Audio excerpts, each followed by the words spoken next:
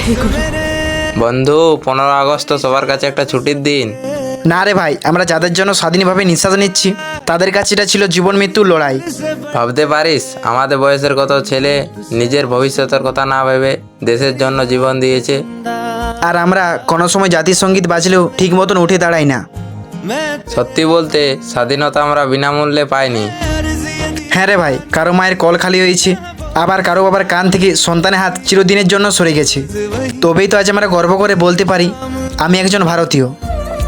তাই 15 আগস্ট শুধু পতাকা তোলার দিন নয়, এটা সেই সব বীর শহীদদের প্রতি সম্মান জানানোর দিন যাদের ত্যাগের ঋণ আমরা কোনোদিন শোধ করতে পারবো না। পতাকার 3টি রং শুধু রং নয়, এগুলো হাজারো ত্যাগ আর রক্তের ইতিহাস।